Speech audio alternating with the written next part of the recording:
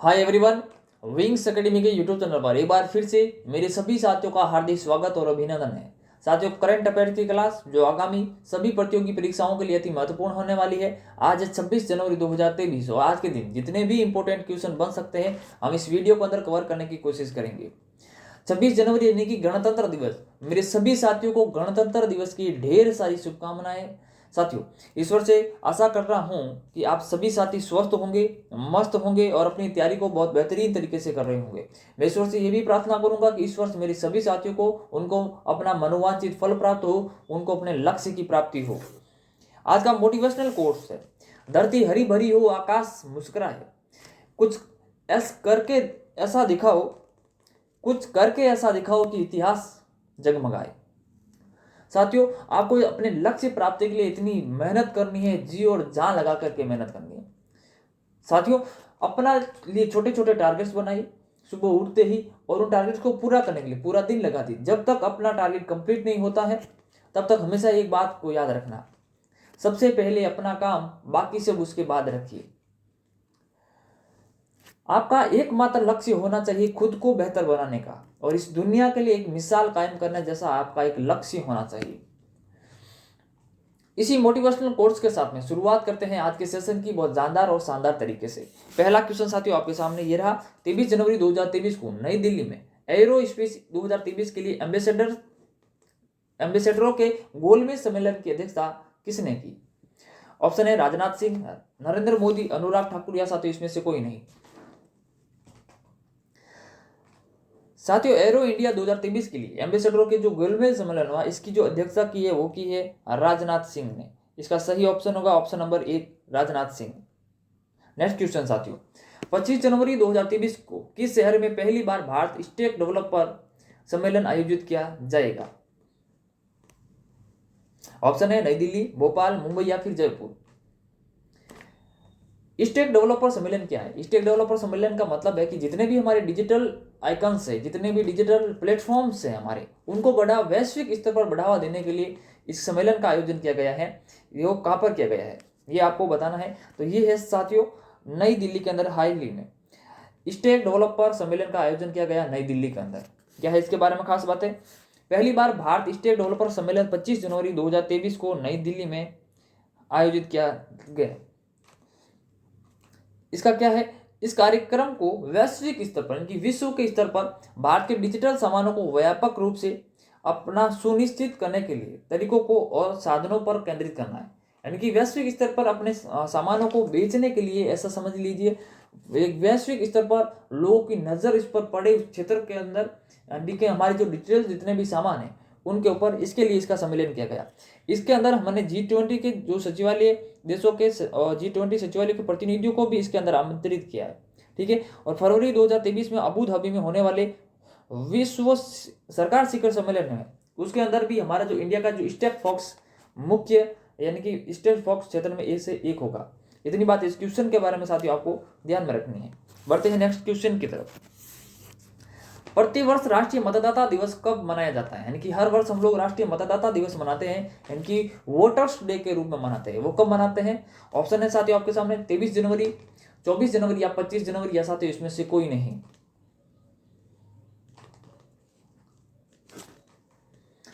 साथियों, प्रतिवर्ष हम लोग 25 जनवरी को राष्ट्रीय वोटर्स डे के रूप में मनाते हैं। 25 जनवरी ही ऐसा क्यों खास दिन है? क्योंकि 25 जनवरी 1950 को हमारे नेशनल इलेक्शन कमीशन का जो गठन हुआ, इसलिए उसकी याद में हम वर्ष 2011 के बाद में वर्ष 2011 के अंदर हमने पहली बार राष्ट्रीय मतदाता दिवस के रूप में मनाया। उसके बाद हर वर्ष हम लोग राष्ट्रीय मतदाता दिवस के रूप में मनाते हैं 25 जनवरी को। इतनी बात इस क्वेश्चन के बारे में ध्यान रखनी है। इसका सही ऑप्शन हो जाएगा 25 जनवरी। 25 जनवरी को भारत के चुनाव आयोग के स्थापना दिवस के उपलक्ष्य में राष्ट्रीय मतदाता दिवस 2023 मनाया गया। ठीक है। इसके बारे में क्या खास बात है? ये वर्ष 2011 से हर वर्ष 25 जनवरी को राष्ट्रीय मतदाता दिवस मनाया जाता है। ठीक है, 2011 से हमने मनाना शुरू किया। इस बार की 2023 की जो थीम क्या है वो है nothing like voting, I vote for sure. इस थीम को याद रखिएगा। और राष्ट्रीय चुनाव आयोग की जो स्थापना होती है वो है 25 जनवरी 1950 को। बढ़ते साथियों नेक्स्ट क्वेश्चन की तरफ। हाल ही में 25 जनवरी 2023 को हिमाचल ने कौन सा पूर्ण राज्यत्व दिवस मनाया? बताना है आपको। हिमाचल प्रदेश ने अपना स्थापना दिवस मनाया, ऐसा समझ लीजिए। वो कौन सा वाला मनाया? 51वां, 52वां या फिर 53वां? साथियों, हिमाचल प्रदेश ने मनाया अपना 53वां स्थापना दिवस। कौन सा मनाया? 53वां स्थापना दिवस मनाया है। यानी कि हिमाचल प्रदेश ने 52 साल का सफर तय किया था और 53वें साल के अंदर प्रवेश कर चुका है।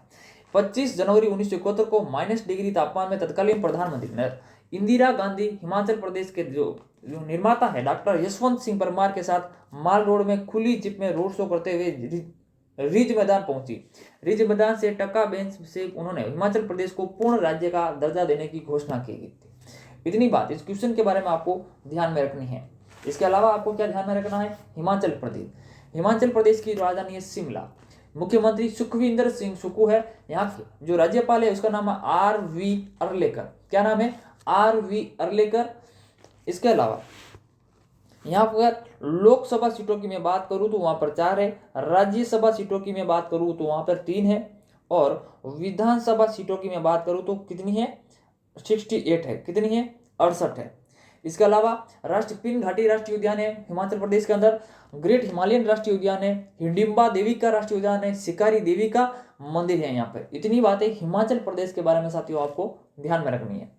पिन घाटी राष्ट्रीय उद्यान, ग्रेट हिमालयन नेशनल पार्क, इसके अलावा हिडिंबा देवी का मंदिर है, शिकारी देवी का मंदिर है। ठीक है। लोकसभा सीटें 4 है, राज्यसभा सीटें 3 है, और विधानसभा सीटों की संख्या 68 यानी कि 68 है। बढ़ते साथियों नेक्स्ट क्वेश्चन की तरफ। हाल ही में 100 डेज टू बीट प्लास्टिक अभियान शुरू किया गया है। हाल ही में किसके द्वारा 100 डेज टू बीट प्लास्टिक यानी कि 100 दिनों के अंदर प्लास्टिक को खत्म करना यानी कि बीट करना, खत्म करना अभियान किस शहर के द्वारा शुरू किया गया? असम, महाराष्ट्र, मुंबई, दिल्ली?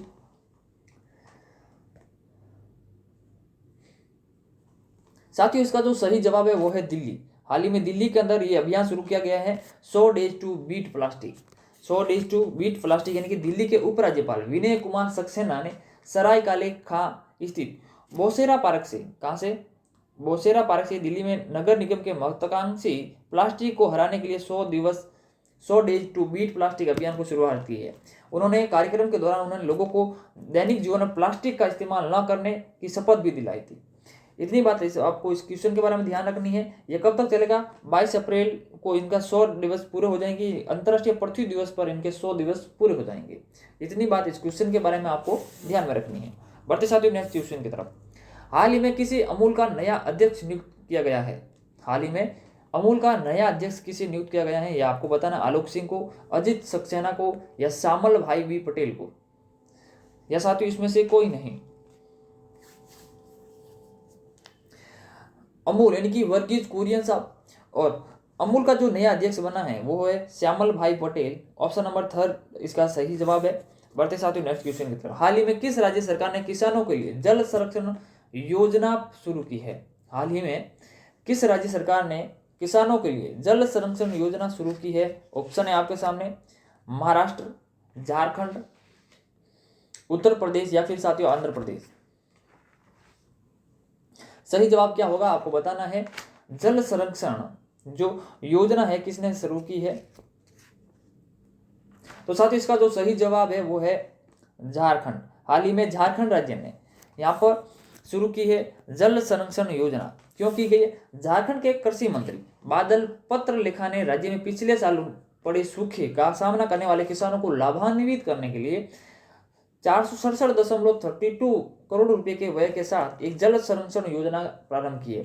इस योजना के तहत राज्य में 24 जिलों के सभी ब्लॉकों में 2133 तालाबों का जीर्णोद्धार यानी कि उसका जीर्णोद्धार किया जाएगा, और 2795 पर लोकेशन टैंक बनाए जाएंगे।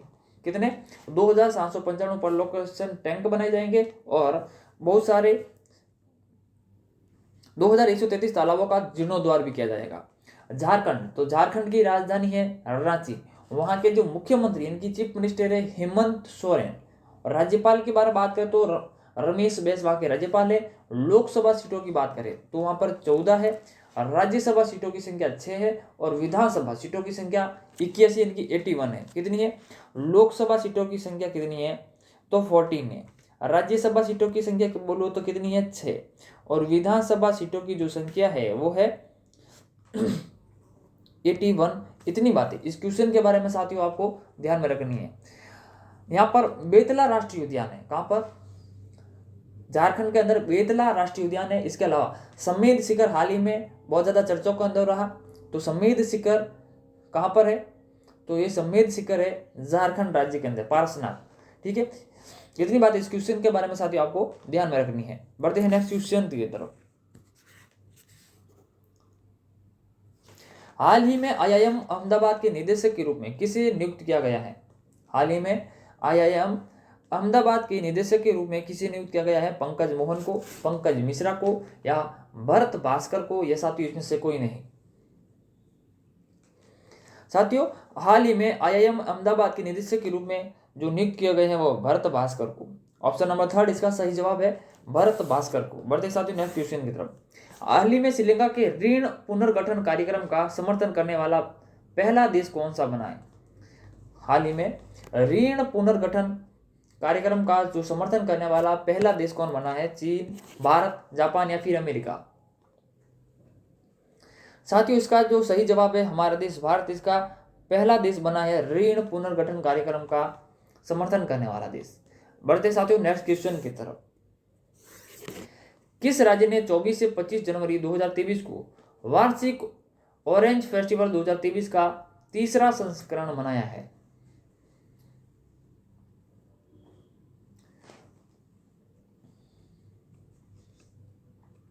ऑप्शन है नागालैंड, मणिपुर, अरुणाचल प्रदेश, या फिर आसाम।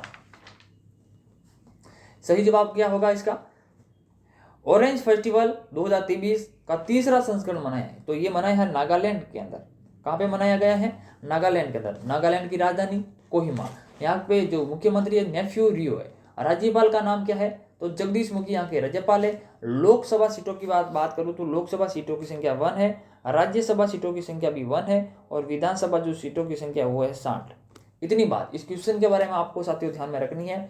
यहाँ पर जलियांकर लोक नृत्य, नागा लोक नृत्य, बांस लोक नृत्य यहाँ पर किया जाता है। इसके अलावा रंगपहर वन्यजीव अभ्यारण्य है। इतनी बातें नागालैंड के बारे में साथियों आपको ध्यान में रखनी है।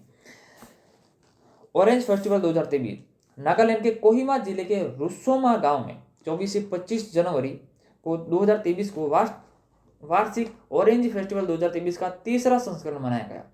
वार्षिक आयोजन का जो आयोजन बागवानी, कृषि और ग्रामीण विकास, भूमि संसाधन और कोहिमा स्मार्ट सिटी विभाग द्वारा किया जा रहा है। इतनी बातें इस क्वेश्चन के अंदर आपको ध्यान में रखनी है। नागालैंड के कोहिमा जिले के रुसोमा गांव, इतनी बात आपको ध्यान में रखनी है।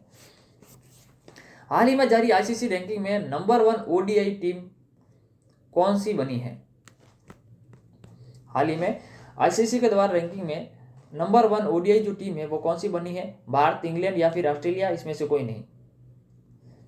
साथियों इसका जो सही जवाब है वो है भारत। भारत इसके अंदर पहली रैंकिंग के अंदर फर्स्ट नंबर पर आई है भारत, सेकंड नंबर पर आई है इंग्लैंड, और थर्ड नंबर पर आई है आपकी ऑस्ट्रेलिया की टीम। इतनी बात इस क्वेश्चन के बारे में आपको ध्यान में रखनी है। हाल ही में ग्रुप ऑफ इंफ्रास्ट्रक्चर कमेटी की 10वीं बैठक की अध्यक्षता किसने की? हाल ही में ग्रुप ऑफ इंफ्रास्ट्रक्चर कमेटी की 10वीं बैठक की अध्यक्षता किसने की है? ऑप्शन है नितिन गडकरी, नरेंद्र मोदी, अमित शाह, या साथियों इसमें से कोई नहीं। साथियों इसका जो सही जवाब है वो है नितिन गडकरी। नितिन गडकरी, गणकरी लिखा हुआ है गडकरी। ठीक है, बढ़ते साथियों नेक्स्ट क्वेश्चन की तरफ। हाल ही में उत्तर भारत की सबसे बड़ी तैरती हुई सौर परियोजना का उद्घाटन कहां पर किया गया? हाल ही में उत्तर भारत की सबसे बड़ी तैरती हुई सौर परियोजना का जो उद्घाटन है वो कहां पर किया गया है? जयपुर, भोपाल, चंडीगढ़, या नई दिल्ली?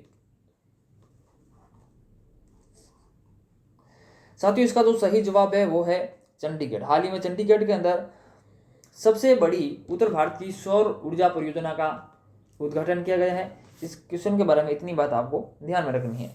हाल ही में किसने पहले वाणिज्यिक तेल उत्पादन ड्रिलिंग कार्यक्रम का अनावरण किया है? युगांडा, रूस, सऊदी अरब, या साथियों इसमें से कोई नहीं।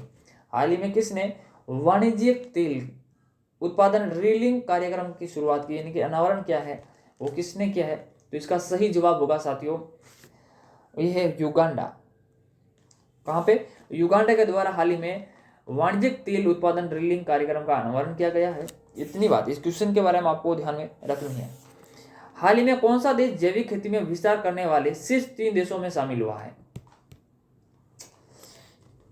हाल ही में कौन सा देश जैविक खेती करने में शीर्ष 3 देशों में शामिल हुआ है? ऑप्शन है अर्जेंटीना, उरुग्वे या फिर भारत। ये साथियों इसमें से कोई नहीं। साथियों इसका जो सही जवाब है वो है भारत। हाल ही में भारत तीसरा बड़ा देश बना है जैविक खेती करने वाला। तो पहले नंबर पर कौन है? फर्स्ट नंबर पर है अर्जेंटीना, ये फर्स्ट नंबर पर है, और सेकंड नंबर पर है उरुग्वे, और थर्ड नंबर पे हमारा भारत। इतनी बात इस क्वेश्चन के बारे में आपको ध्यान में रखनी है साथियों। Thank you for watching my video. ये अगर क्लास आपको अच्छी लगती है, हेल्पफुल लगती है, तो अपने साथियों के साथ में शेयर कीजिए। अगर आप हमारे चैनल पर नए हैं तो चैनल को सब्सक्राइब करना ना भूलें। मिलते हैं नेक्स्ट क्लास के अंदर, तब तक जय हिंद, जय भारत।